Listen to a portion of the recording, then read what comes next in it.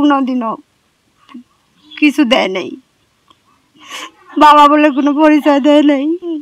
আমি চাই আমার বাবা যেন আমাকে স্বীকৃতি দেয়, আমাকে মেয়ে বলে মানে নেয়। দর্শক, আজকে আপনাদের এমন এক বাস্তব কাহিনী শোনাবো যা চলচ্চিত্রকেও হার মানাবে। আমরা বলছিলাম দিনাজপুর জেলার বীরগঞ্জ উপজেলার শিবরামপুর ইউনিয়নের ভেলাপুকুর গ্রামের আলহাজ আবু জালালের কথা। কিছুক্ষণ আগেই যে বোনটির আপনার বক্তব্য শুনলেন, তার এই হৃদয় বিদারক কথার মাঝে কিছু গোপন তথ্য লুকিয়ে আছে। সেটি উদ্ঘাটন করার জন্যই আজকে আপনাদের মাঝে হাজির হয়েছি। এই সেই আবু জালাল, যার ঔরজাত সন্তান এই ইতি আক্তার।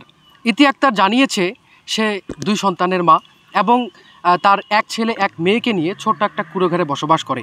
তার স্বামী মাঠে ময়দানে সেখানে কিন্তু খেটে খায়। আমরা যতটুকু জানার চেষ্টা করেছি, তার মা আজ পর্যন্ত স্বামীর স্বীকৃতি পায়নি। আসলে প্রশাসন কি নজরে দেখছেন এই বিষয়টি? আমার মা কি বলে, আগে এখন ছোট থেকে মানুষ হয়েছিস, কি করবি এখন, মানে নাতে কি করবি এখন, ওভাবে বলে বুঝতে। ময় মুরব্বী যখন আছে, এখন তো সবাই মারা গেছি, তখন আগের মানুষরা বলছিল যে বলে বাচ্চাটা মানুষ হোক, যখন বড় হবে তখন আমরা বিয়ে শাদি দিব, লেখাপড়ার খরচপাতি দিব। কিছু দেয়নি। আমার মামা মামি বড় কষ্ট করে আমাকে মানুষ করেছে। আর নানুর সাথে কোনো কথাবার্তা সাক্ষাৎ হয় না? তোমার নানু তোমাকে আদর করে না? শিশুটি আজ পর্যন্ত তার নানুর কাছ থেকে কোনো ভালোবাসা পায়নি।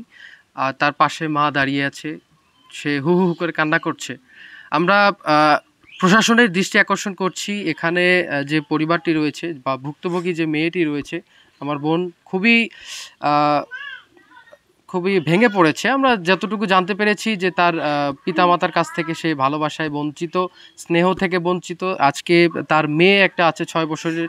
বাবা মায়ের প্রতি কতটুকু ভালোবাসা থাকলে এই সম্পত্তি চায় না, সে চায় যেন তার বাবা মা তার পাশে এসে দাঁড়ায়, তাকে মেয়ে হিসেবে গণ্য করে এবং কি তার সুষ্ঠু একটা ভালোবাসা, একটা বাবা মায়ের স্নেহ সেটা চায়। এখন যেই বিলাসবহুল বাড়িটি দেখতে পাচ্ছেন, এটাই সেই আবু জালালের বাড়ি। তার মেয়ে ইতি আক্তারের সেই ছোট্ট কুঁড়ে ঘরের সাথে এই রাজপ্রাসাদের সুখ কখনো মেলাতে পারবেন না।